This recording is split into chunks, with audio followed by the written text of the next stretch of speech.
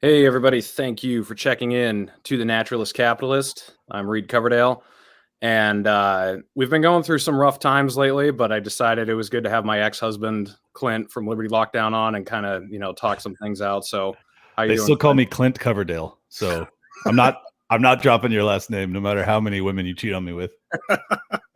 That does have a good name to it, especially since I know what your real last name is. It just like the Coverdale just works out a lot better. Clint Coverdale, that is porn star extraordinaire right there. Well, we ought to switch. Like, I'll go with your stage name, but Reed Russell and Clint Coverdale, that Oh my kind of, God. I don't Yeah. know why we never thought of that, but I don't know either. That's brilliant. well, if we do get back together and we do end up tying the knot, then maybe we'll, instead of like choosing the same last name, we'll just switch last names and That's actually really progressive of us. I like that. I like that a lot. The Loser Brigade might actually support our gay marriage if we were to do something that progressive. yeah, no, it's they're fucking weird, man. Like right now, I don't know how many things I've been accused of being in the last like 48 hours, but someone was arguing with me because they thought I was a Christian like yesterday. That was interesting. And then, a lot of people think I'm an anti-vaxxer. And then at the same time, now a bunch of people think I'm pro-vax mandate. And then, I mean, like, I can't keep up with it. Like I get accused of something different every 2 hours or so. Yeah. Well, and I understand why. I mean, I'm in the same boat. A lot of people would probably think that I'm a huge anti-vaxxer based off of the the hard line stance I've taken on this, but I'm actually not. Like I think that there have been vaccines historically that have saved tons of lives, and it's one of the real marvels of modern medicine that we've been able to do that. So this is not about whether or not vaccines are good or work or anything like that. This is like for me, other people have their own perspective where they're very concerned about safety and they don't believe in vaccination. That's also their prerogative. I am personally standing for this strictly based off of the principle of bodily autonomy and self-determination, essentially. Yeah, I mean, same with me. I did a whole video about this and keep getting straw manned on it, but I have not taken the vaccine and I have almost no fear of the vaccine. I know there's some like very rare side effects that could happen, Mm-hmm. but I mean, if there weren't this ridiculous propaganda machine and this dehumanization of anyone who doesn't want to get it and the threat of these government mandates coming down, then I probably would have gotten it because the chances of getting a side effect are really low and it would have made other people comfortable. Okay, fine. But it's because of this ridiculous machine against people who want to just opt out. That's why I've decided not to do it. And it sounds like that's pretty much your position too. Yeah, I mean it's not just that. I mean that is definitely a big factor. But honestly, had they not been doing a full court press with the media and trying to shove it down our throats, but they had been, if like all it took for me was Biden coming out and saying, I strongly encourage private businesses to mandate this to their employees. As Mm-hmm. soon as that happened, I was like, this is war. That you don't do that. You don't cross that barrier. That, like, I know a lot of the younger audience probably isn't like really familiar with like standard presidential or political decorum when it comes to the treatment of businesses, but that is extremely unusual. You do not usually have, the president of the United States going on national TV and telling all of private business across the country that he hopes you do this. Like it's rare, and I think that to me, really threw up a whole bunch of red flags as to like the trajectory of things. And that's why I've taken a much hardline stance than I probably would have otherwise. Like if it was just Fauci saying, you should get this is good for you, like that wouldn't be enough for me to be like, no, absolutely not. But Mm-hmm. as soon as it starts to like dictate people's employment status, like those are the people I'm really fighting for at this point, because like, as you guys know, I'm not employed. I don't need to do that. However, it is completely evil for them to have the president of the United States pressuring private business to mandate something that will, for a lot of people, like tens of thousands, if not more, hundreds of thousands probably, who are now on the cusp of walking away from their careers over this shit. And it's like that's what I wanted to talk to you about, because I think that the LP in particular and just some of the libertarians amongst us have really failed in standing up for those people in a meaningful way. And I'm not saying you at all. I'm just saying, like, it seems as if this is to me, this is another one of those opportunities that if you if you had listened to me in May of 2020, and you probably as well, we were like, hey, lockdowns, that's what the LP should be running on. To me, this is the new big thing, and like that everybody in the LP should be on board with, is like mandating vaccines is not acceptable. It's not a libertarian principle, and we can get into the nitty gritty of businesses and all that, but that's kind of my perspective on it.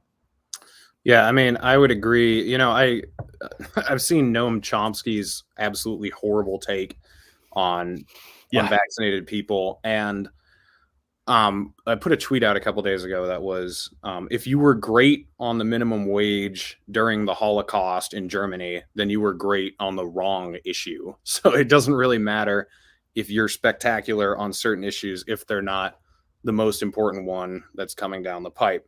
Exactly. So same with immigration, same with abortion right now. Like, yes, those are important issues. Like, I'm not even trying to diminish them. I'm just saying in this fucking moment, man, there is nothing more important than eternal lockdowns and vaccine mandates for, and the potential for, a caste system, medical tyranny for the rest of our existence. Like, these are really big precedents that we should not allow to pass by. Yeah.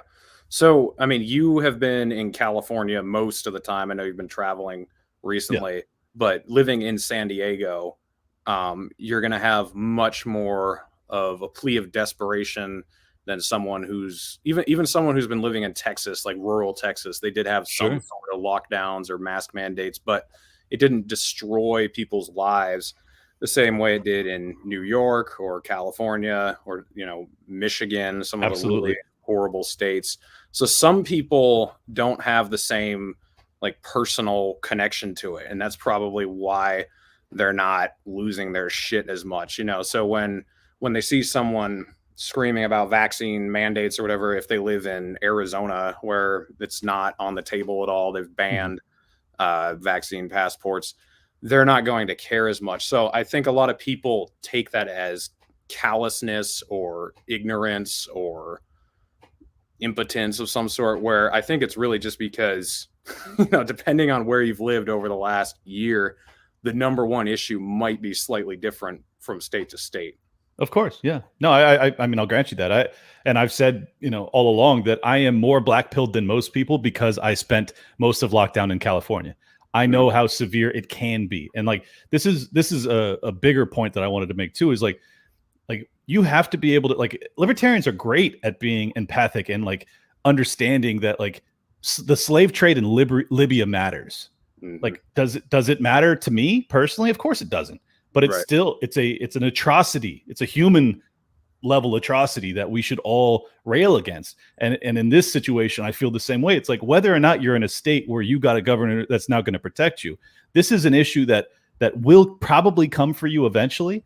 And you should take it very seriously, because the precedent is everything. With government, precedent sets the rest of our lives. I don't know anything that gets rolled back permanently. So if we allowed the precedent of lockdowns, I tried my hardest to stop it, and I failed because I couldn't get enough people to get in the fucking streets over it. This is the next thing. This is the next precedent that I see as a tremendous danger to freedom-loving people on this planet. And I'll be damned if I fucking let this one go, because this is game over. I do not want a fucking social credit score in this country. And that's, yes, I am way over the top black-pilled, but I think there's good merit behind it, is what I'm saying. Oh, that's why everyone loves you too, man, is the energy behind it. A lot of people don't have any energy. And I'm actually one of those guys who has not been affected by the lockdowns, like, at all. Sure. And I have spoken out against them a lot, because I agree with you. It doesn't matter if it affects, and also, like, I should point out, like, you, even though you were affected by the lockdowns, you're financially stable. It's not ruined your life, and you're still willing to go out of your way because you realize what a danger this is. I've been working 60 hours a week pretty much all the way through 2020, 2021. The only inconvenience to me has been if I'm going into the truck stop, I got to wear a mask sometime, depending on what state I'm in. But it doesn't matter. Like, if you only care about what's affecting you, eventually it's going to show up at your doorstep, first of all. And then second of all, like, shouldn't you care about other people? I mean, does it really matter if it only affects people? Unless we want to come across as the Ayn Randian caricature of libertarians as many people would like to portray us. I believe that I am a libertarian because I do care about other people. Now, I also believe in the value of the individual, and I believe in, my own freedom, and I do fight for myself too. So I'm not trying to come off like some altruistic, saint. I'm not. Like, a lot of this is self-interest. However, I believe that their liberty benefits us as well, and we all have to work together to kind of defend this, and it has to be a really galvanizing moment amongst us, and this is why the divisiveness on this issue, and I believe that the state is doing this intentionally, and this is why fascism is such a weak spot for libertarians, because it takes something that we value tremendously, private property rights, and it obfuscates the two. It takes government and private business, and it makes the lines blurry. And as you pointed out, it is a bit of a red herring, and it can be a slippery slope. And you could get to a point where, like, okay, well, nothing's private property because the Federal Reserve prints money. Like, I understand. Like, it is a very complex issue. But if you're going to allow private business to do anything to us, I think that it's a slippery slope both ways. So, like, we have to find some sort of balance where we realize that the state, to some extent, is utilizing private business to implement things that they can't get away with under the Bill of Rights or the Constitution, or they just think that some legitimate judge might throw it out. And I'm like, I see what they're doing. I mean, I know you've kind of gone back and forth on this topic. How are you feeling about it now? Yeah, so I want to, just for anyone who's been under a rock, you haven't been under a rock, you just haven't been on Liberty Twitter, which right. is like, Liberty Twitter is a rock. Like, Clint and I have been under a rock, I guess. But that's why I'm so white right now. Yeah. So Ron DeSantis, governor of Florida, he passed an executive order that banned vaccine passports, which all good libertarians are like, yay, ban vaccine passports, or vaccine mandates, vaccine passport mandates or whatever. There was one provision in the bill that banned private entities from being allowed to discriminate based on vaccination status. So if you're a cruise line or a restaurant or a corporation or whatever, you can't require someone to show their vaccination status before you let them in. So this has caused a huge rift amongst people because, a lot of people are taking the position, which I have, is that, the government, the problem is the government, as you said, it's the government blending the line of private property versus public property. So blending it more isn't going to help. The solution is taking it away. And then people like you have been taking the other position, which is more like, well, we are where we are. We live in the state we live in. So are we going to protect ourselves or not? But before we get into the specifics of it, I want to point out that I've kind of gone off on this the last couple of days, but it hasn't been specifically about this one mandate from Ron DeSantis, because first of all, he's not the first governor to do this. I think like 4 or 5 other governors have banned private vaccine passports. He's not the first guy to do it. This also is by far not the first bad, or I'll leave the adjective off. This is not the first thing that I disagree with Ron DeSantis that he's done. Like, what has bugged me has been the libertarian worship of Ron DeSantis, and not just like, oh, he was great on the lockdowns, like Dave Smith will give him. Dave Smith doesn't worship him. He points out, yeah, he was great resisting the lockdowns. A lot of libertarians are sucking his dick, and it's disgusting because he is. You can throw aside all his foreign policy and stuff that doesn't affect his role as governor. He has expanded police powers. His anti-riot bill makes it very easy for people to be arrested and people to be spied on. He's very anti-First Amendment. He doesn't think businesses should be allowed to protest what's going on in Israel. He tried to sanction Ben and Jerry's, even though it was created by 2 Jews, as being anti-Semitic for not wanting to sell products in Israeli-occupied areas in Palestine. He's just not a libertarian at all. And there's also been a big shift in the libertarian movement, not just the party, but the movement as a whole, to embrace fascism, like light fascism in some ways, just against who's in charge right now. And the reason I'm so against that is because I actually come from the right, and I grew up under, being a big George W. Bush fan. And what I saw was the weaponization that the right used against the left just turned around and used against them once they weren't in power anymore. And so many people think like this is the end, the left controls everything right now. And it's like, well, they do. I'll admit that.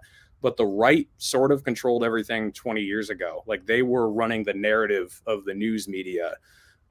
They had the culture, you know, it was anti-terrorism, anti-Islamist, anti-Satanism, whatever. And like if you went against that, they were hard on you. And then the left took over and they're better at it now. There's also more social media. There's more things that they control. I'm not convinced if the tables turn again that it's going to be any better. Like I do not think the right is our friend. I think they're suppressed right now. So they're more natural allies on certain issues and they're more fertile ground for libertarians. But I'm seeing instead of libertarians turning Republicans into libertarians, I'm seeing Republicans turn libertarians into Republicans. And so this latest thing, and then like the outbursts from everybody that's in the Libertarian Party, is what really sparked me into saying, no, this isn't cool. Like this isn't, that we're headed down a slippery slope, not just this one executive order. This is one of many things he's done that's horrible, one of many mandates that governors across the country have done. So like, I don't think this is like some big turning point. Like we've suddenly gone into fascism. It's just been like this slow creep in that direction. Yep.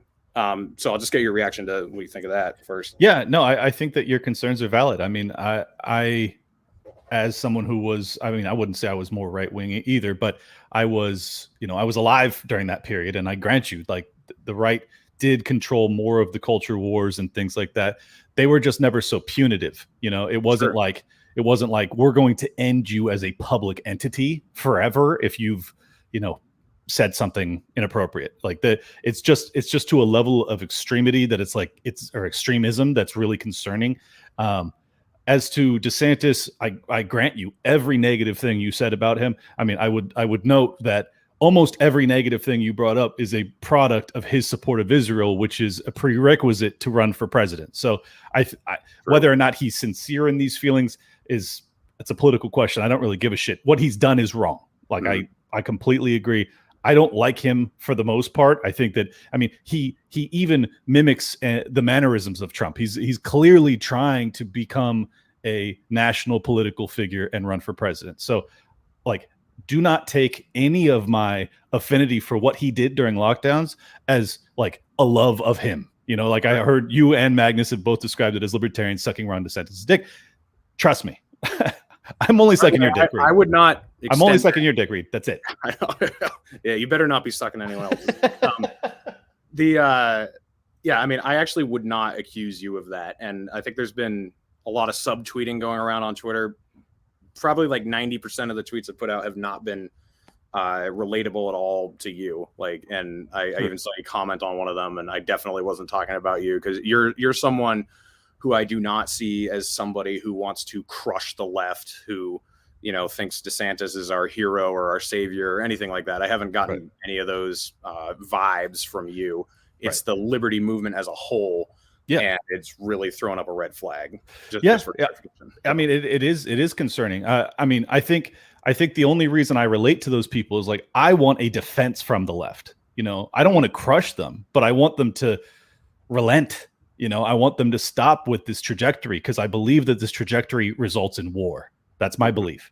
I really, really, really deeply believe that we are headed towards war if we do not put a stop to some of the more nefarious plans that they have for us. Social credit systems and vaccine mandates are, in my opinion, prerequisites for eventual war, and it is inevitable. If you do that to the American people, you will end up with people that have no capacity to bank. They have no capacity for employment. You just create this caste system, and you end up in South Africa, where whether it's this year or a decade or 20 years from now, you're going to have an underclass in this country that fights back violently. And I want to avoid that. As a libertarian that believes in peace first and foremost, I think it's incumbent upon us to identify the trajectory we're on and realize that if we don't take a hard stand now, we are basically assuring ourselves war down the road. So, like, do I want to trust in Republican anybody's to assist me? No, and I don't trust them. However, if the only option I have to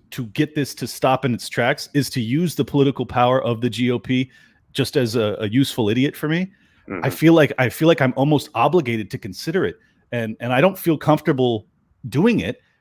But I don't know what choice I have. It's like, am I going to get mass protests in the street like we've seen in France and Belgium and all over the fucking EU? I don't know, man. Yeah. Yeah. So I feel like there's been this false dichotomy that's been drawn that we are Australia or Florida. And first of all, Florida is only one of many states to ban vaccine passports and oppose lockdowns. I'm going to read a list off here that I compiled. 1 second here. Let me pull it up. So, not that one. Where are we? Right here. So Alabama has banned vaccine passports as well as private ones, or whatever you want to call them, like Ron DeSantis has. Arkansas has banned government vaccine passports. Florida, obviously, government and private. Georgia has banned vaccine passports. Idaho, Indiana, Iowa, Montana, New Hampshire, South Dakota, South Carolina, North Dakota, Texas has banned government and private passports, Utah and Wyoming. And then every other state except for New York and Hawaii, there are no vaccine passport requirements. So, that could evolve into either way, I guess. But do you mean from the state or from private businesses in those states? From the state, like the state hasn't done anything. There's no, okay, sure. The state has not required anything. So that's, let's see, 1, 2, 3, 4, 5, 6, 7, 8, 9, 10, 11, 12, 13, 14, 15 states have banned vaccine passports. Those are all, I'm pretty sure they all are Republican states. I don't think there's a Democrat one on there. I would imagine.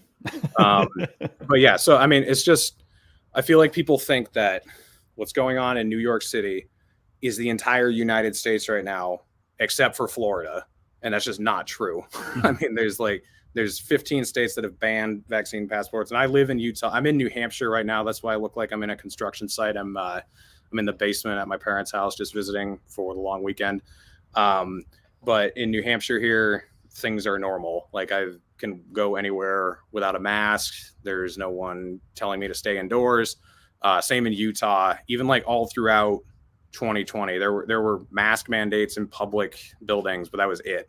Like there weren't police roaming around making sure people were staying in their houses. People weren't getting arrested for going to the park, stuff like, I mean, maybe it happened very sparingly, but it's just, I think people who are living in New York and are living in California think that what's going on in their state is happening throughout the entire country. And that's not to say that they shouldn't be worried that it could happen throughout the entire country. That's not what I'm saying at all.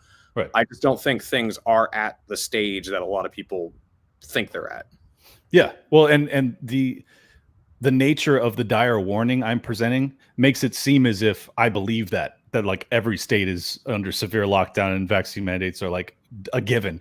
It's not that. It's just that when I see a government succeed in treating its people how Australia has, I get very nervous, because basically what we watched was the precedent of lockdowns being set in Wuhan, and then it just basically spread across the globe, and very few people, including Ron DeSantis for the first month or few weeks or whatever, caved to it. They had lockdowns and they had mask mandates very briefly.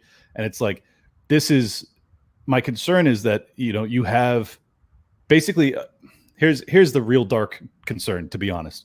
If you have it work in a few states, or the way the media portrays things, they can frame it as if it's working, even if it's totally not, because they did that throughout the entire pandemic. Mm-hmm. And then you have a handful of,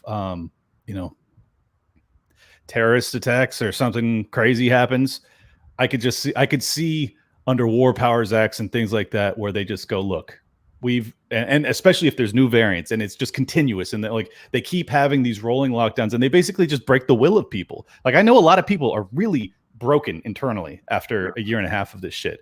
And I could see a lot of people that even aren't like, they didn't like the lockdowns, they don't like the mandates, but they just go, all right, fuck these people that refuse, and they give the federal government the right, or they give, state governors the right. And the thing is, DeSantis, when he started to put these laws up to prevent private businesses and public entities as well from doing this, I don't know if you recall this, but Joe Biden came out, or his press secretary, Psaki, or whoever, and they said that we're going to withhold funding, or we're going to send additional funding direct to these people, so that, like, basically they're trying to diminish states' rights in a really severe way. And maybe the libertarians would stand with them, the ones that are on the private property argument when it comes to Florida. But that really disturbs me, because it gets to a point of, like, this is where the feds are really intervening with, like, the one state governor that is kind of taking a hard stand against this. And maybe that's a good thing long term. I don't know. Maybe it drives us towards secession, and that's awesome. I don't know, but it's nerve wracking, man. It just doesn't seem as if they're going to relent if we don't use some of the GOP people for defense. And I hope I'm wrong. I mean, I'll grant you, like, I really, really hope that this is all 12 months from now, we look back on this and laugh, but it just doesn't feel like that, especially after I was told 2 weeks to slow the spread. And now we're talking about this 18 months deep. I'm like, I don't fucking know anymore, Yeah. Yeah. So I could be wrong, but it feels like to me that this narrative that he is the only one standing up for us, he's almost. Sorry. Let me rephrase. I just meant in a large state. Like, okay, yeah. But sure, I think regardless of what you're saying, I think that there is a narrative that he's the only one that it's basically DeSantis against the machine. Like, that's what we've been presented with. I think that's been intentional. I think that the media wants us to think that, because they're doing nothing but demonizing this guy all the time. Sure. And then the right is doing nothing but building him up. I think he is becoming a presidential figure. Like, I think I think he's going to run, and I think he'll win if he runs. Like, there's no, especially if it's Kamala Harris, no one is going to be, no one will lose to Kamala Harris. There's no way. I mean, obviously, and I think you would agree, it's not true that he's the only guy standing up to this. I just named 15 states where the governors have done the same thing. And some of them were better at it. I think, Kristi Noem never locked down South Dakota. He did lock down Florida, and I realized there's more pressure on him. It's a bigger state, but he was just one of the earliest guys to open it up. And then he was also just one of the guys who's most vocally in the media against what's going on. So it seems like there's this intentional push for us to look at him as some sort of savior, even from, like, the mainstream media, because I don't think the mainstream media, or let me put it this, I don't think, like, the establishment actually hates him that much. Like, I think they don't like him. I think they like who they have now in power more. But to me, he's kind of like the next Trump. So they're crafting an intentional heel, is what you're saying?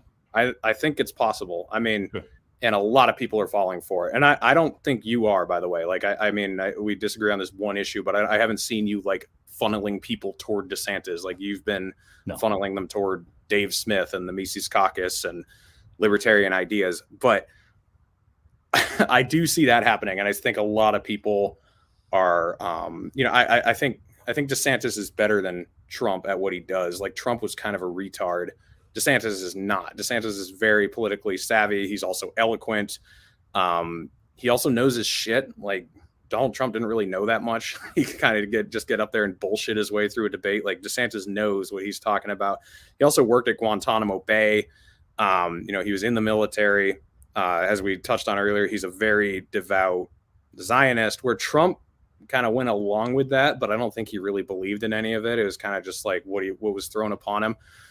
So I don't know, man. Like, it's kind of like a reverse Obama almost. Like, I don't think that the neocons liked Obama when he was running so much, because he was saying stuff that was a bit against what a lot of them were pushing for.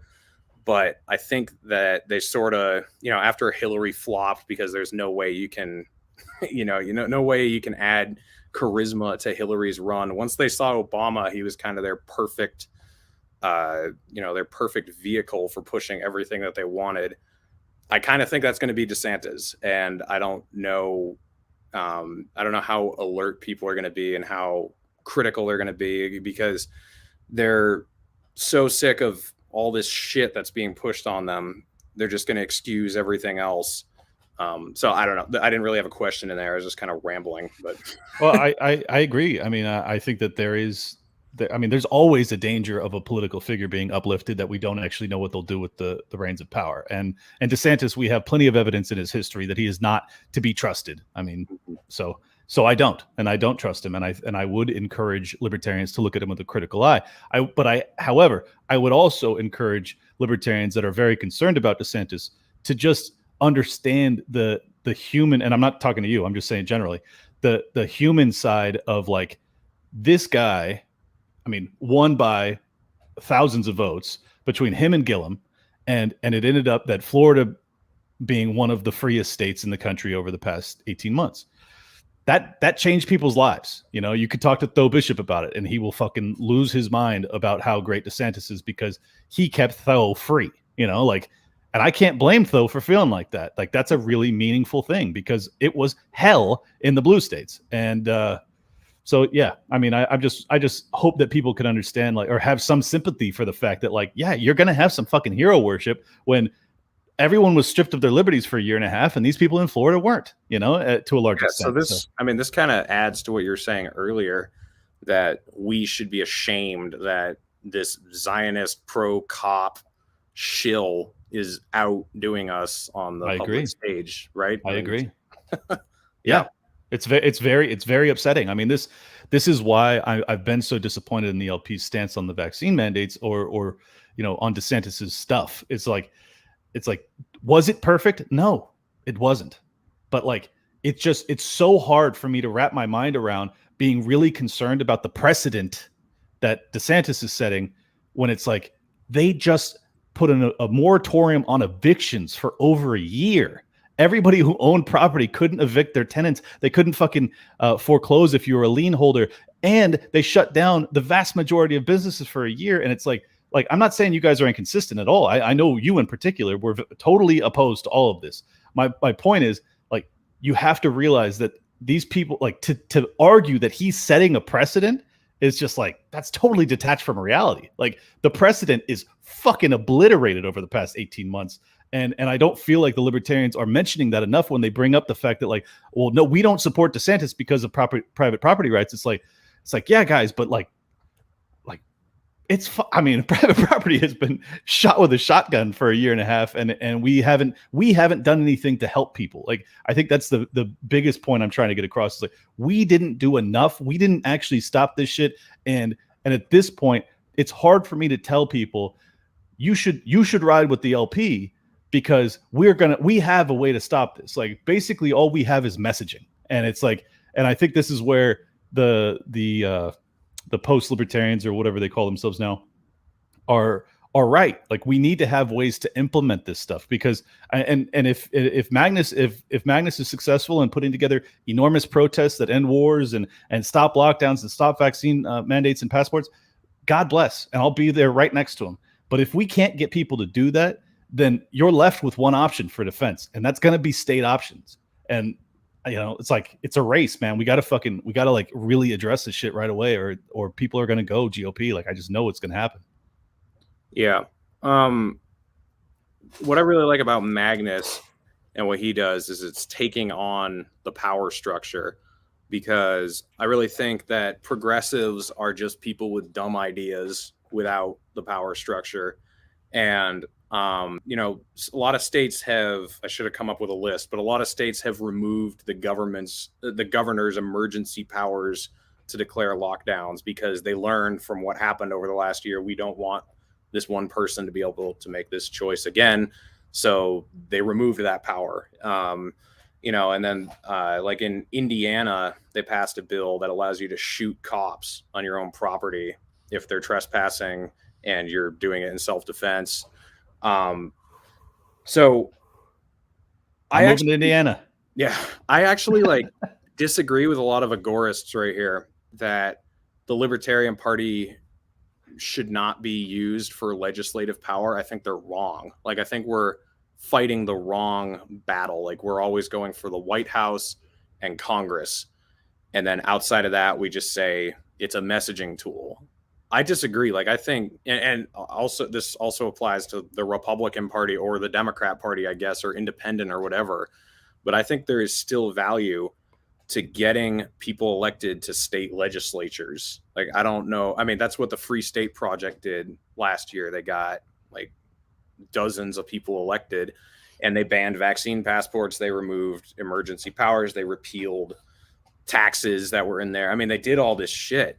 So you can't say that that doesn't matter. Like, I think that a lot of libertarians who say, like, we oppose government power, so we're not going to try to get elected to anything, is wrong, because I don't think that you have to, I don't think you have to aggress upon people to be elected. I think you can get in there and then do nothing but remove state power. I mean, you can be like Ron Paul.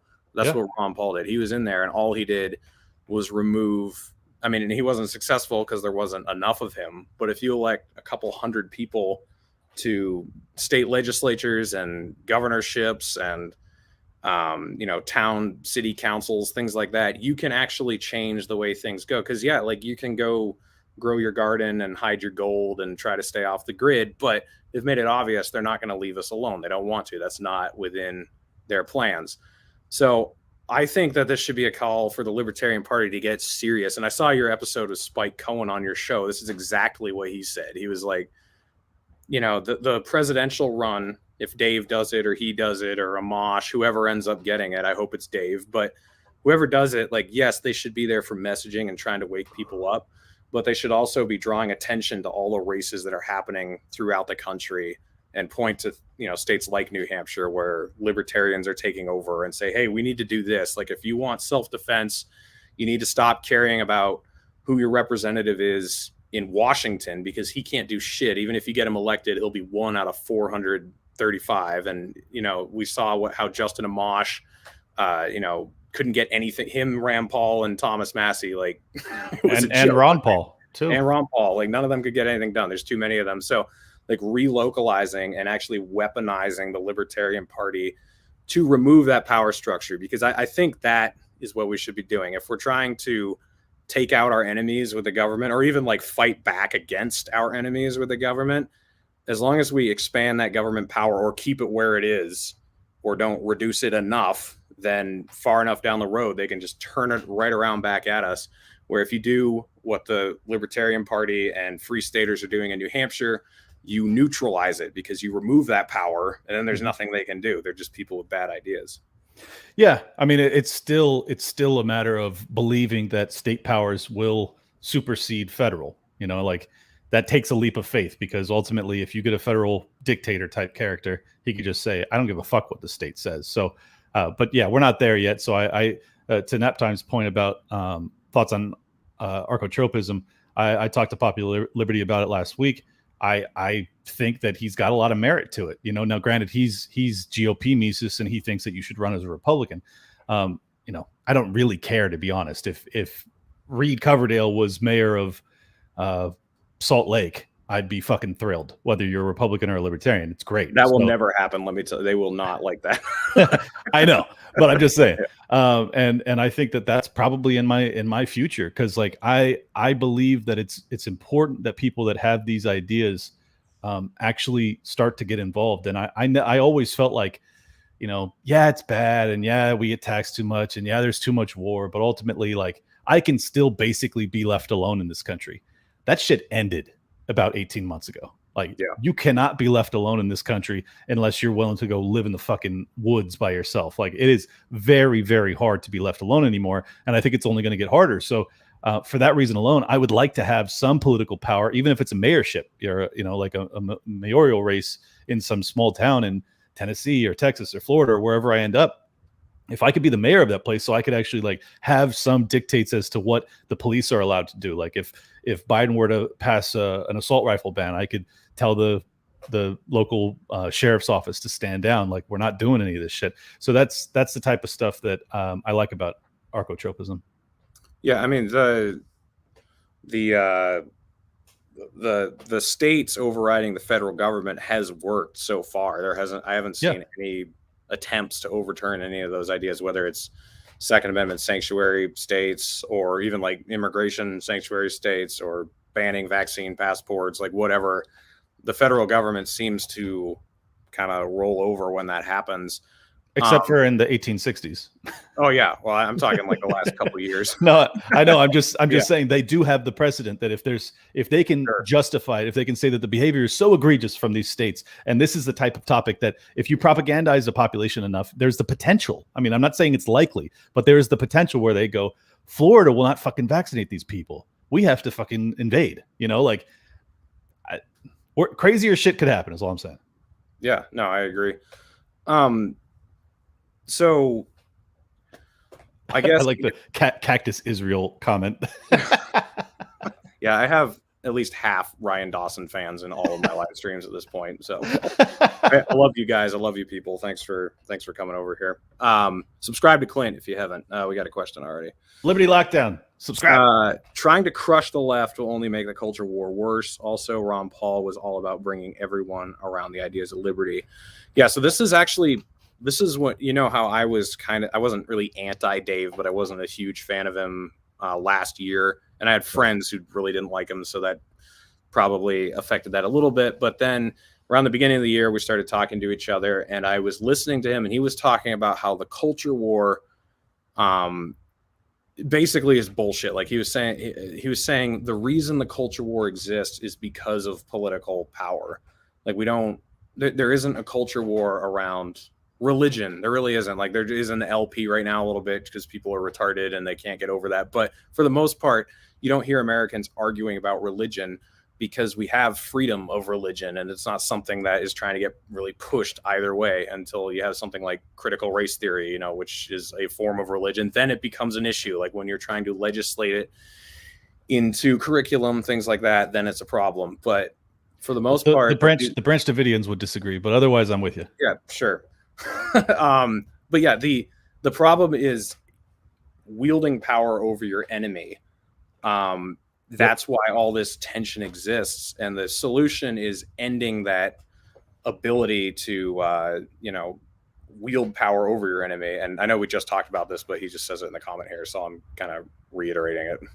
No, I mean I grant you that. Like that's the thing. You and I don't have a difference of opinion on the end goal. Like that's what we both want. I am strictly saying that in the absence of success in that arena of diminishing state power, what are we to do? I mean, are we just supposed to stand here as fucking quarantine camps get built? You know, like that's the question. And I'm at the point where I'm like, if we don't find a way to diminish state power or galvanize a movement in the streets as Magnus would prefer, then the only alternative is using the GOP or war.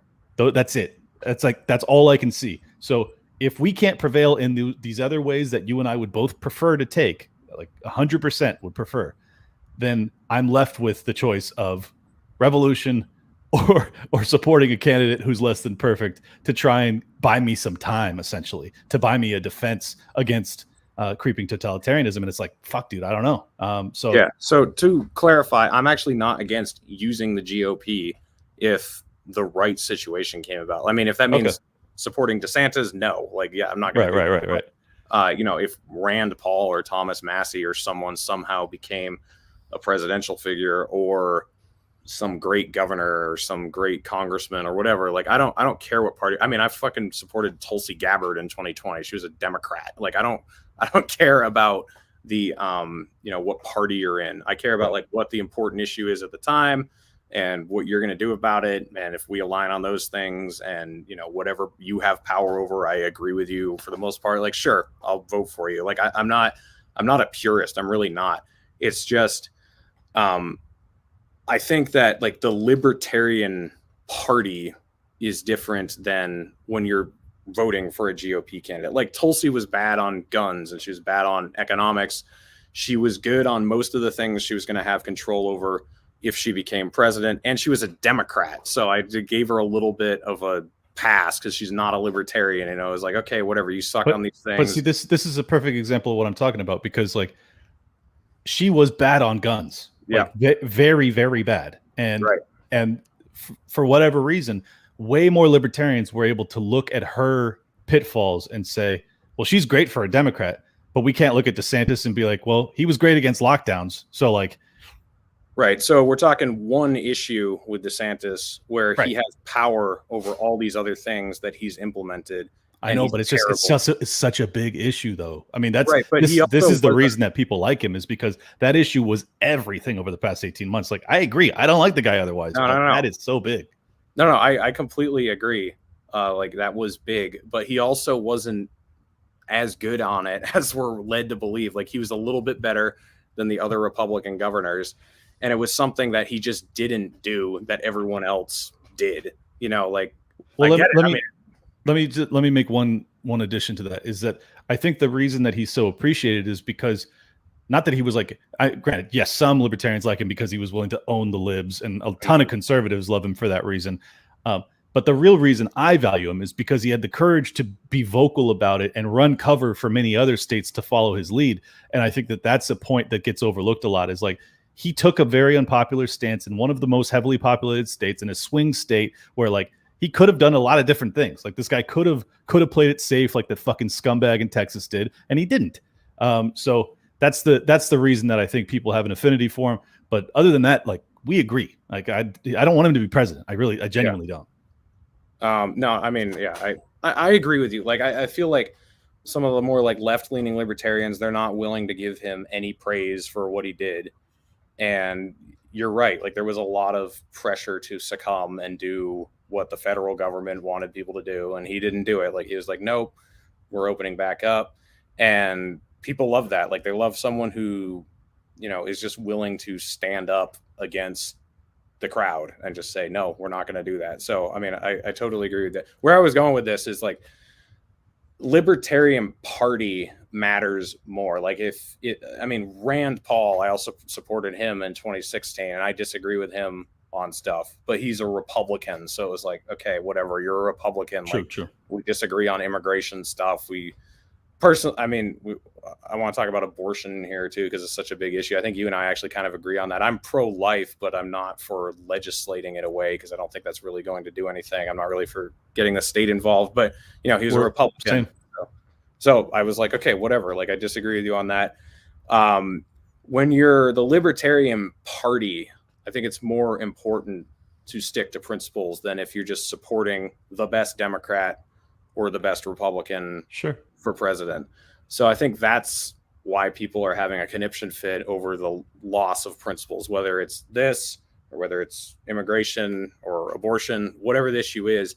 I think that's why people care more, because, yeah, I would vote for someone who disagreed with me on, I mean, I wouldn't vote for Ron DeSantis, but if you could get a Republican who was anti-war, anti-lockdown, wasn't horrible on criminal justice reform, and wasn't like ridiculously pro-Israel, I would vote for him against Kamala Harris. You know, if it was a self-defense move, like, I'm not against that. It's just that DeSantis, and I know you agree with me on this, I'm just reiterating, like, DeSantis is just like horrible and was good on one thing for a certain amount of time and stood up against public pressure.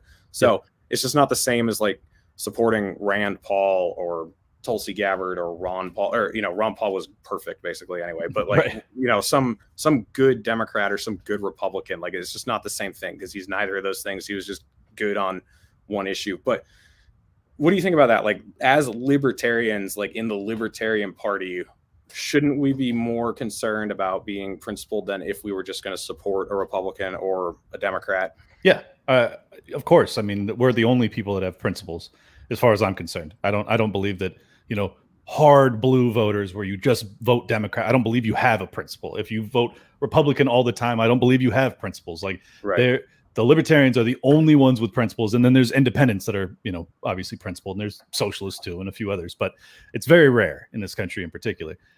So yes, I think it is important that we maintain our principles. What I was so upset about is that people like Drew Hancock, who I like a lot, but I thought his tact with describing this as libertarianism 101 is totally fucking crazy. Like, just to put it bluntly, this shit is libertarian 501. This is doctoral thesis libertarianism right here, because what we're dealing with is pressure from the federal government to private business to implement things that we don't like. That's what it is. And everyone's going, oh, now you support state power because it's fighting back against something that you don't like. No, I am fighting with state power against state power to defend myself. That's how I view this. So you can have a difference of opinion on that, but you can't call me unprincipled, because what I'm doing is I'm utilizing the division of powers amongst the state and federal government to try and defend myself. So you can say I'm wrong to believe that.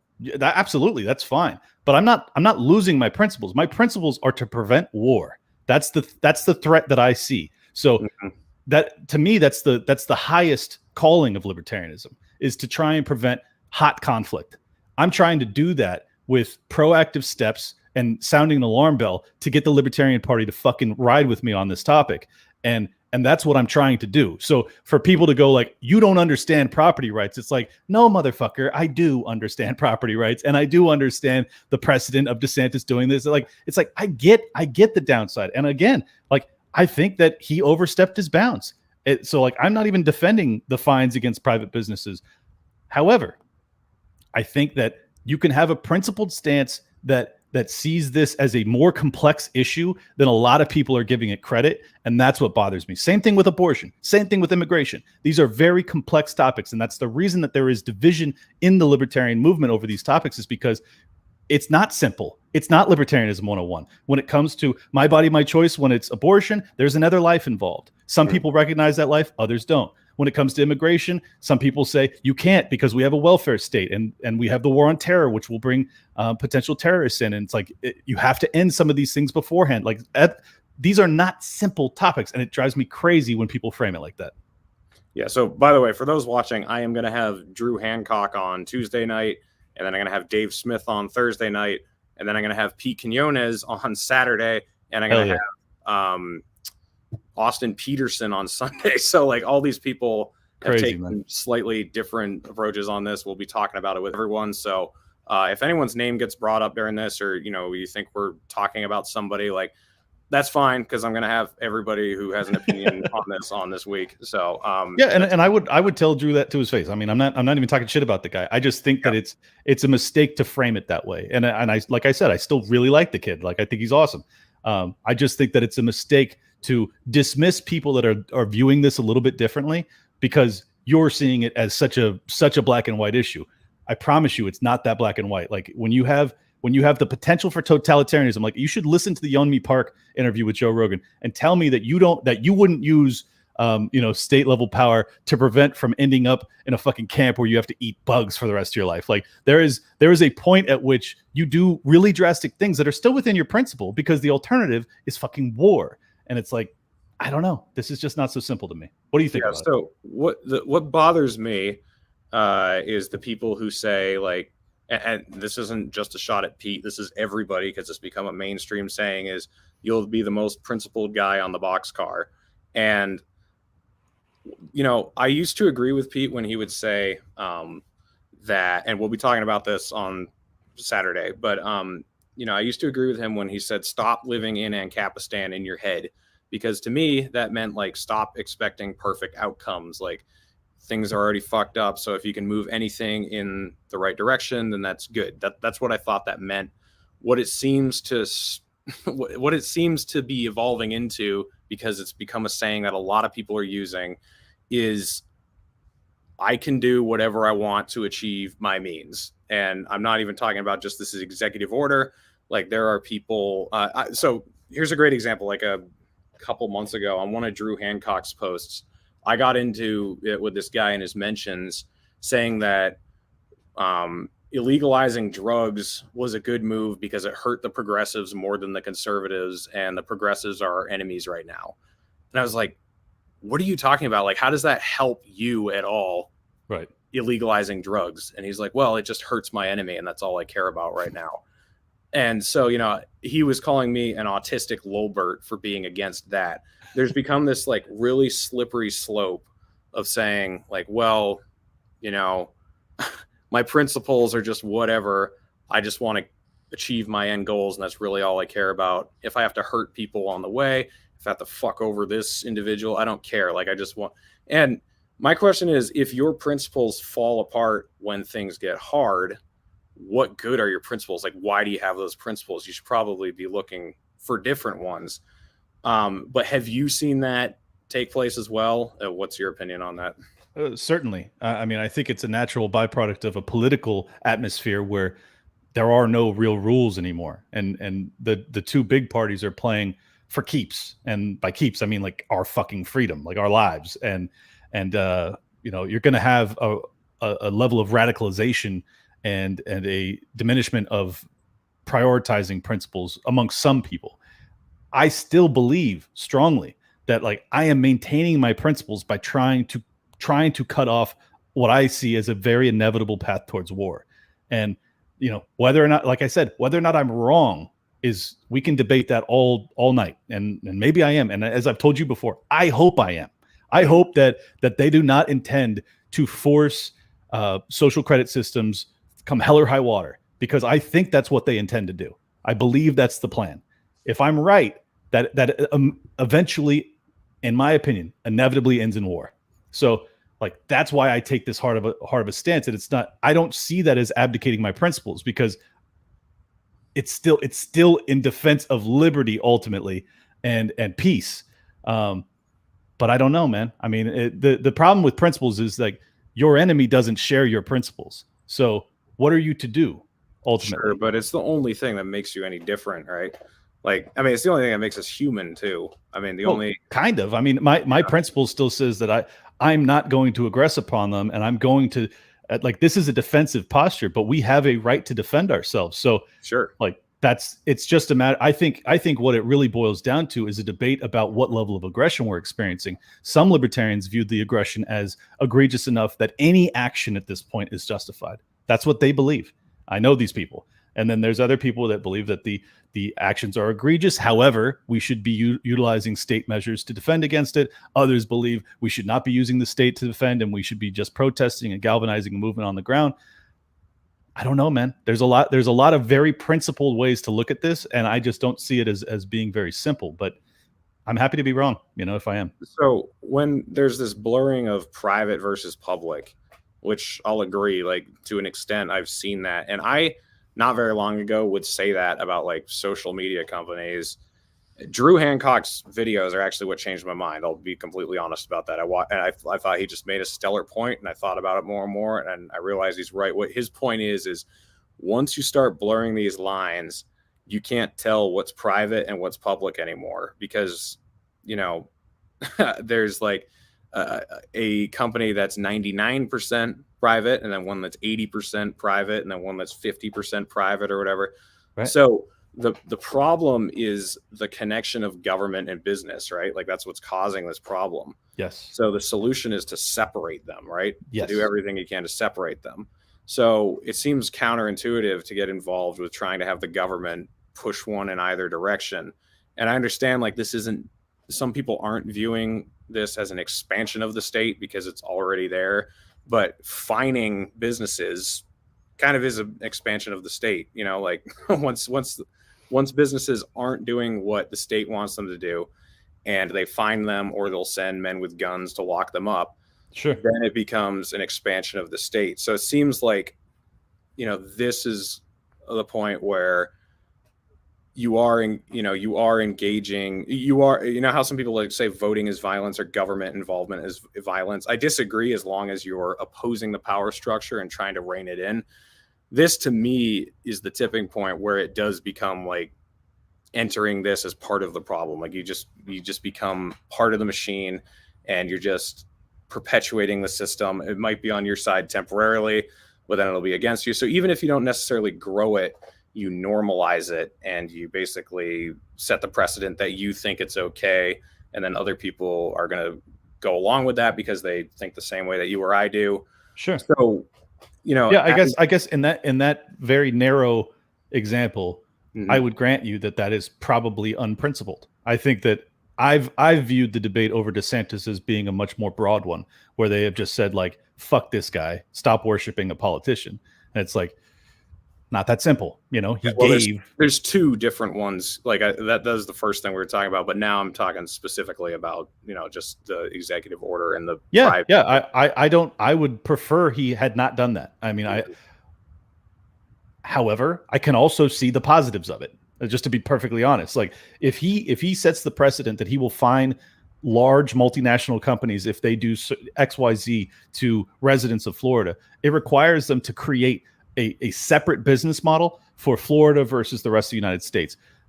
Companies don't like doing that. They like to have very consistent practices across the board because it allows them to, you know, keep economies of scale and things of that nature. So by taking that stance, while it may be unlibertarian, it may ultimately provide shelter for more people than just in Florida. Like, because you may have a business that relents on their plans to mandate vaccines for customers across the country potentially. So like, I just think it's important to realize, like, is it statism in that regard? Yes, because he's fining them. Could it ultimately result in more liberty for people in America? Yeah, I guess it could. So it's just not very simple. That's all I'm saying. Like if people want to like make that the stance that like if you support that, you are abandoning your principles. Okay, fine. I don't actually support it. I've simply tried to explain, you know, why it could be a benefit to us more than I am saying I wish he had done it. I would prefer if DeSantis were to roll out a law saying you can't do anything that violates the Bill of Rights if you have any business with the federal government. Like that would be fucking dope. I would love to see some state governor come out and do that. But you know what? He won't do it because it would be backbreaking, because so many businesses in the country, much less the state of Florida, are largely backed by fucking federal funds.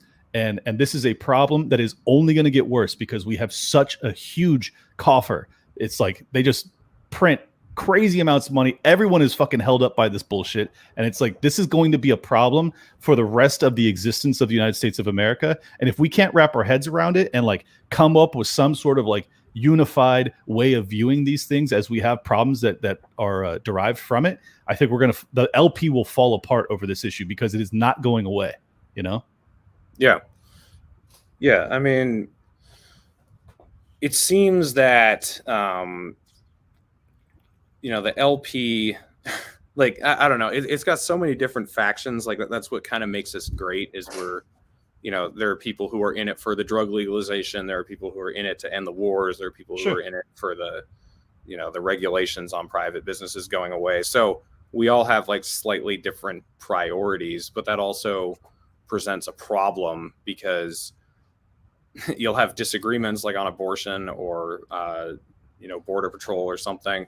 But then you'll also have a difference in priorities. So some people will get mad if you say, hey, you know, right now, like if you're a libertarian who's involved for immigration and you, you know, you see people say like, hey, this doesn't matter anymore. This is the number one issue, which I would agree. Like the number one issue is the lockdowns and is the COVID regime. But if you're someone who cares about one of these other issues the most, and then you're just kind of pushed off to the side and you're called a lulbert and you're called like someone who's getting in the way, you know, I can see why that would disenfranchise a lot of people. And then at the same time as that is happening, it seems like some people are just trying to message to the right now. And it makes sense because the right is being persecuted by the left for the most part. So I totally get it. But I think like there's a difference between, as I call them, a bitch, fuck, cuck, and someone who is just kind of a blue-pilled libertarian, since that's a term we use, or someone who cares more about a different issue. There's a difference between people who like try to shut us down and stop us from doing the right thing and people who just aren't on board as it being number one anymore, if that makes sense. Like there are people who have come after me and come after you, come after Dave, because we care so much about this and tried to stop us, try to shut us down and be like, you guys are ruining libertarianism. Like those people can go fuck themselves.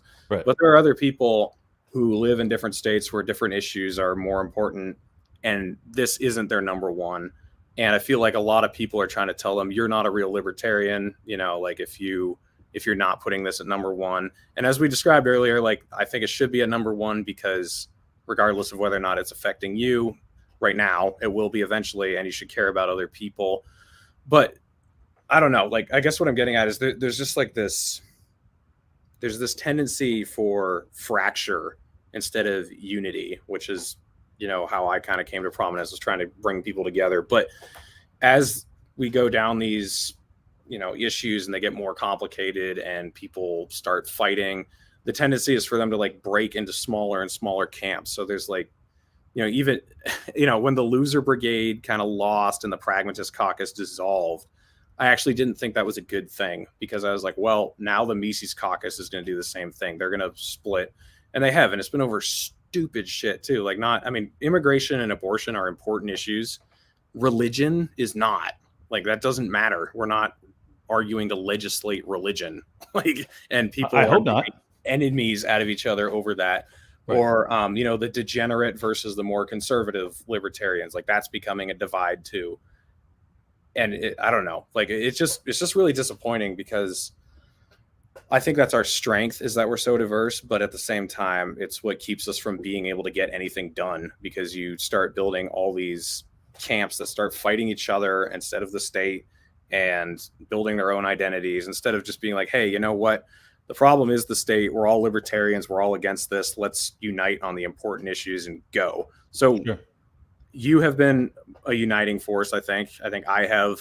I think other people have tried to be and failed at it. But what would you tell people to try to do to kind of end this bullshit that's going on, of just the fracturing and falling apart, while the enemy just completely rapes us and wins at every turn? Right. Well, I mean, I that's what I was attempting to do in trying to explain the complexities of these topics. Is like, I think it's most important that you realize that just because someone has a different opinion doesn't mean that they're fucking, first unprincipled, or second failing libertarianism 101 or whatever's. I mean, I saw Sal Diagro said that to Dave today. It's just absurd. Like, Dave knows fucking libertarianism inside and out. So why would you even present that, just because he's saying that he doesn't think this is the priority in this moment if we're going to actually try and galvanize a movement? It's like just understand that, like, we're gonna all see these things differently, and it doesn't need to get down to a level of insults.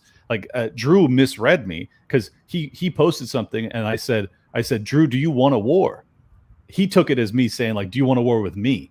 And then he said something really shitty back, like no, I'm sick of explaining libertarianism 101 to people, so no, I don't really want a war. And I was like, oh well, then fuck you too, because I at that point I was like, all right, well, the conversation's over because now you're going to insult me. And I mean, I guess you could say it was my fault because I could have been more explicit, but what I was trying to express is it's going to result in war if we don't find a way to beat back this particular topic. That's my belief. So, that doesn't mean that, like, I hate Drew or I hate anybody. Like, the only people I really despise are the ones that want to tear down leaders in the movement over petty differences or prioritization differences.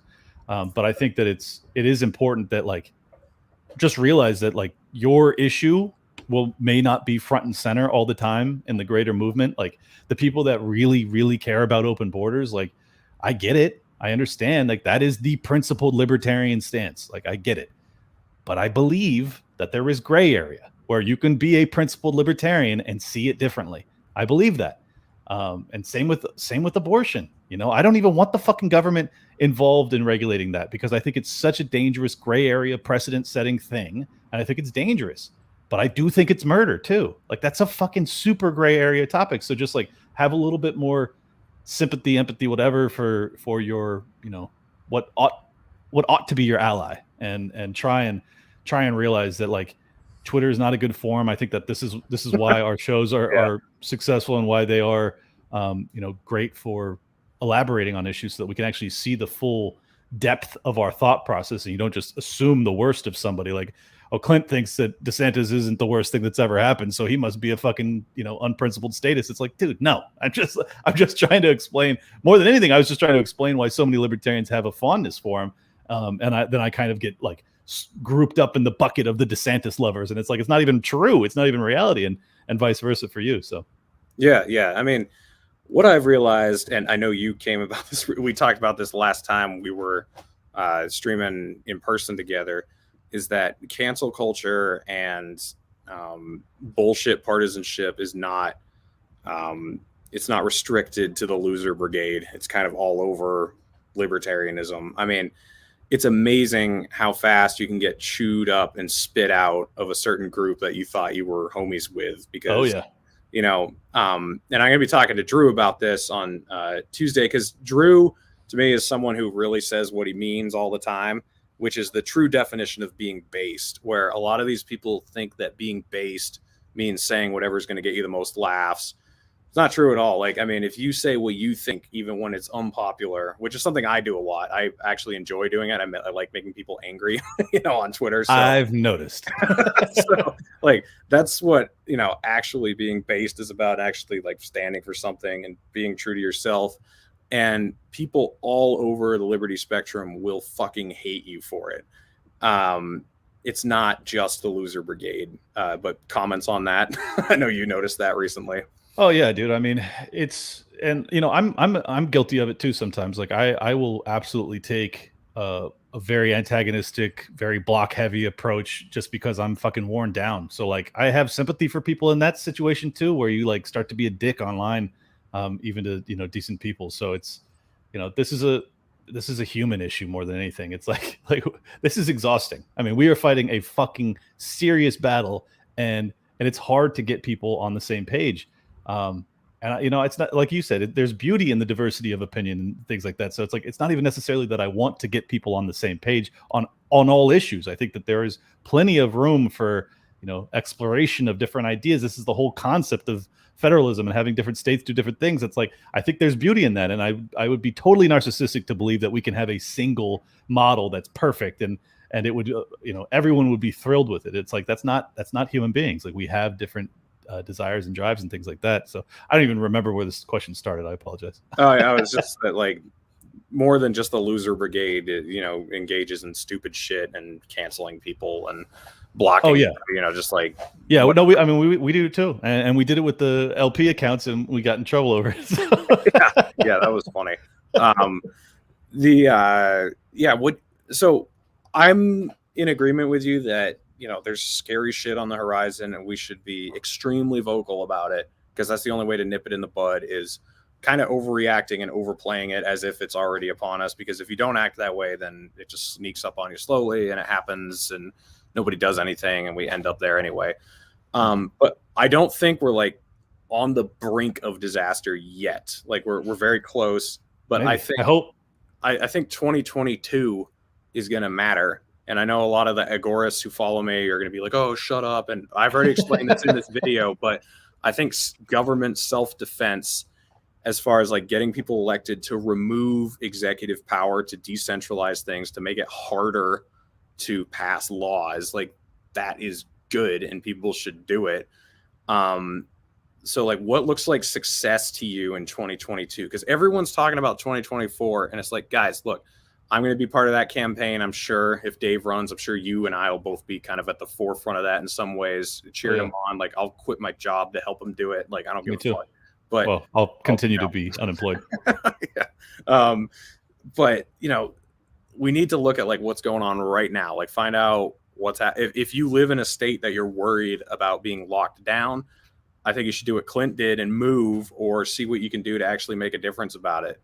Yep. Like see who you can vote for, see who what level of government you can get involved with. Like this whole, I think agorism has failed. I don't think libertarianism has failed. We haven't tried libertarianism like from a governing standpoint yet. We haven't tried it. Like we haven't tried to get people elected and actually like decentralize the states. Well, have we tried, or have we not tried, or have we just simply failed at getting people elected? Sure, we've failed at getting people elected.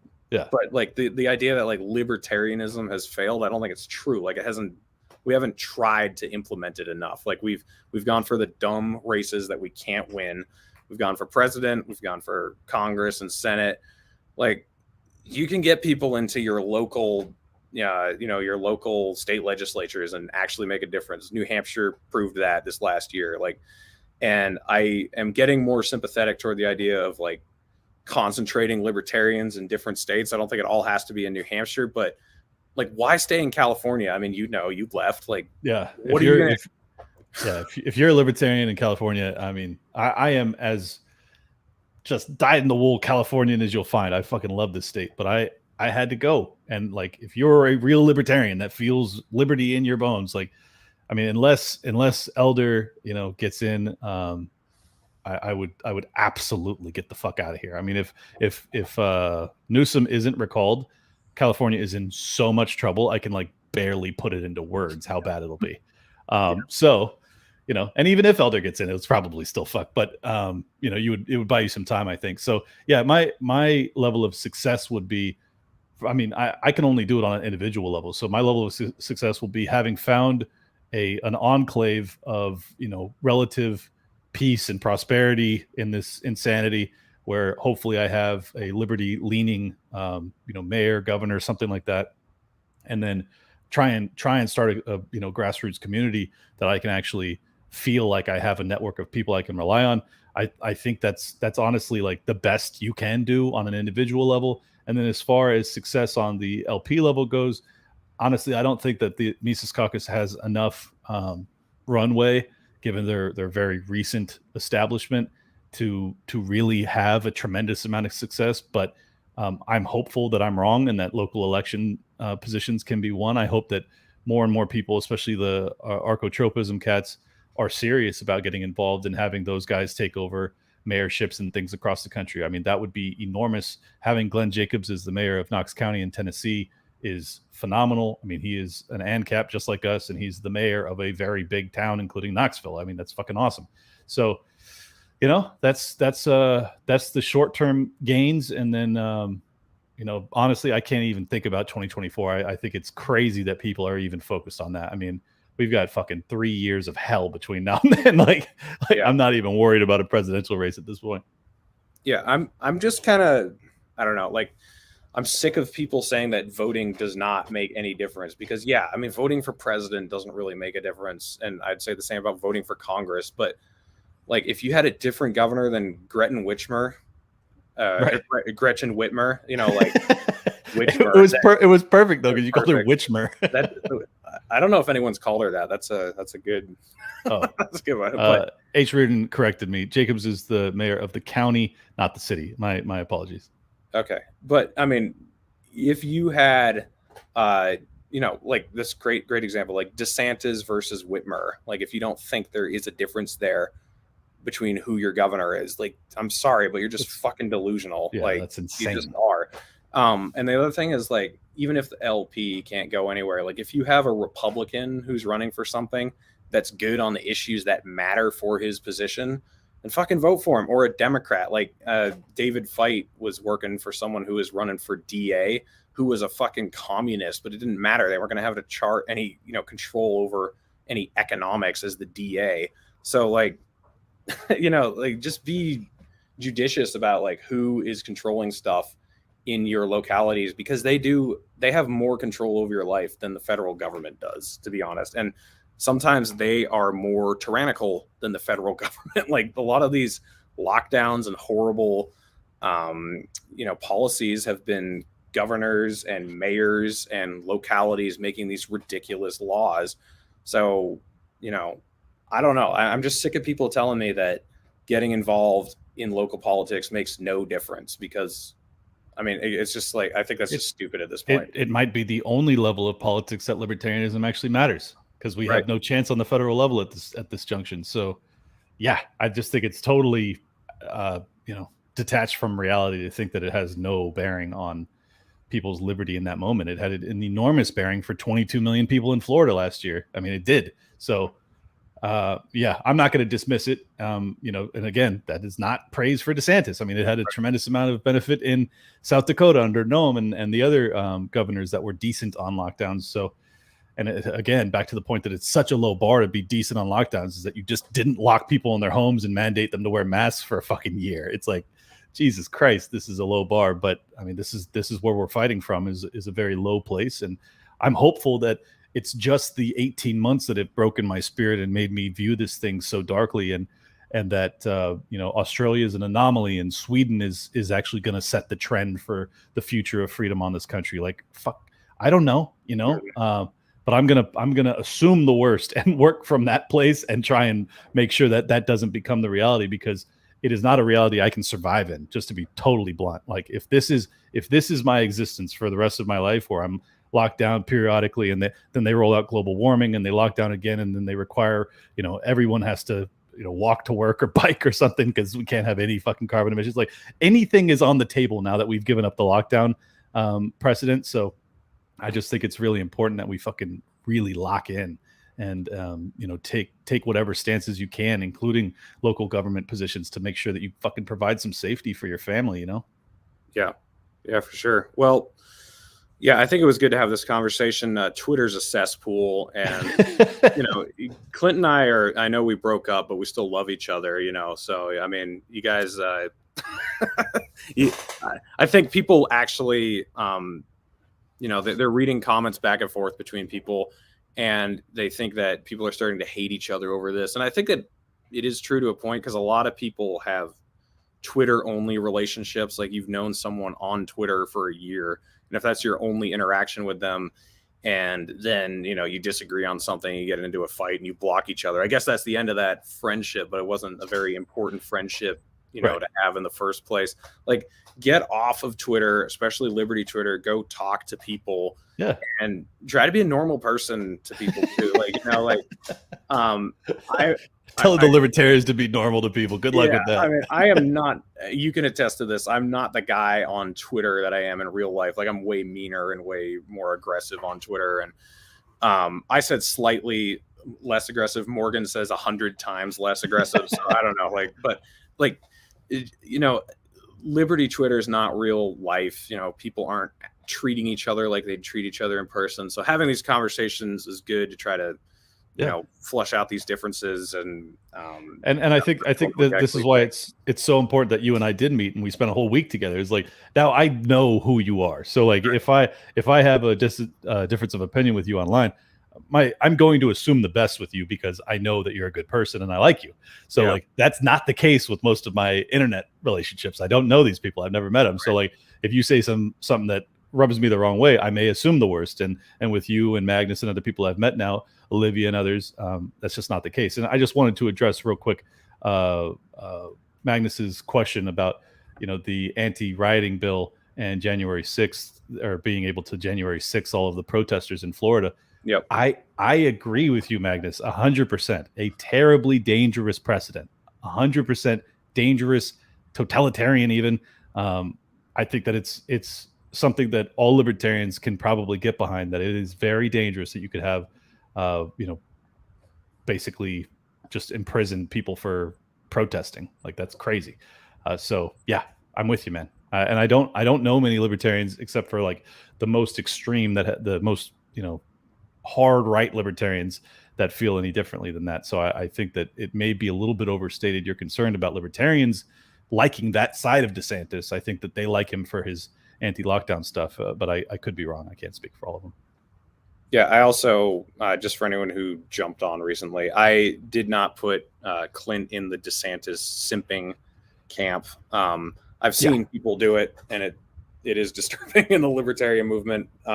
This is definitely not a DeSantis simping channel. I'm sure no one's surprised by that at all. But I think that people just don't know enough about him. The other thing is, people who aren't libertarians are calling him a libertarian. Like, I had Kim Iverson on my show back in February, I think, and I didn't even know anything about DeSantis at that time because he was just coming out like as this anti-lockdown guy or whatever. And she was telling me he's a libertarian, and then Dave Smith went on with Dave Rubin, and Dave Rubin was telling us he's a libertarian. And at the time, Dave Smith didn't know much about him either. He's like, well, I'll have to look into him. So like, there's a lot of external forces trying to tell us that this guy is a libertarian. And I see. So that's where the concern comes from. I got you. Yeah, I think a lot of people just don't know anything about him, and I just started looking at him, and to anyone who looks into any of his legislative history or any of his just career history, he's a piece of shit. But as you've said, it's important to realize why he's resonating with people, and that says more about libertarianism than it does about him. Like, if libertarianism can't catch fire with people and draw people in for freedom, and Ron fucking DeSantis is doing it, like, that's a problem. We got to do some self-reflection. Exactly. Like, why are people looking at him instead of us? So yep. Do I think that Dave Smith as governor of Florida would have done a 10 times better job than DeSantis has? Fuck yes, I do. So it's like, but it's important to realize, like, the reason he is popular is because he's talking shit when very few politicians are willing. He's standing up against the left, whether perceived or otherwise, and he's hardcore, at least verbally, anti-lockdown. And that is basically everything I said a year ago as to like what would be a successful platform for Joe Jorgensen to run on.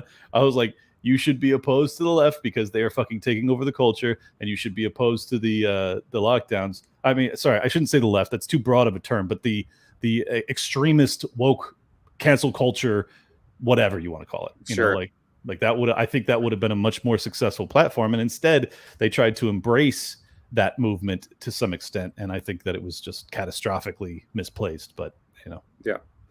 Well, yeah, guys, go subscribe to Clint's channel. I've got his name. Sorry, I've got, man, it's late here in New Hampshire. I'm sorry. I've got a link to his channel in the description, so you can find him there. You can follow him on Twitter. Any final things you want to add, Clint, before we end the stream? Yeah, I've got 3 episodes in the can that are going to be bangers. I got Charlie Robinson from Macroaggressions podcast. I've got R.A. the Rugged Man, who was just on Spike Cohen's show. He's a really great rapper. I'm like huge fan, so that's really cool for me. And then I also had Sky Daddy, who's our favorite questionable sexuality anarcho-communist. I'm just kidding. No, she's great. She's great. Hey, you better not be cheating on me with her. Hey, if I find that out. Whatever, dude. You already got MJ. Shut up. And then I'm going to try and record with Quincy tomorrow. So we'll see if that happens. Oh, great. Yeah. I will be, I already mentioned this earlier in the stream, but let's see. Tuesday, I got Drew Hancock on. Thursday, I've got Dave Smith. Saturday, I've got Pete Quinones. Sunday, I've got Austin Peterson. So if anyone, what an enormous week. My God. Oh, man. Yeah. I'm a little stressed out, but anyone who's just visiting, subscribe to my channel as well. Follow me on Twitter at Reed Coverdale. And hey, talk to people you disagree with. You know, don't just give them the finger and ignore them, because they might be right, you might be wrong, and you also might not understand the argument that the other guy's making. I feel like a lot of this argument on Twitter right now is between people who actually agree, and they're mostly just misrepresenting each other's arguments. So, you know, make sure you're not doing that. Talk to people who disagree with you. It's always good. And yep. I love you, Drew Hancock. That's right.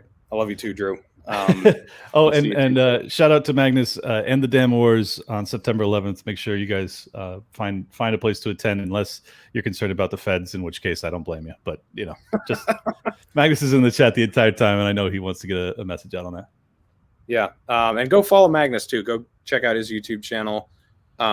He's been, he actually just did a takedown on Ron DeSantis. If anyone who's watching this is a DeSantis fan, I would highly recommend going and watching that video. For sure. And yeah, check him out. He's great. But yeah, thanks guys. We'll catch you on the next live.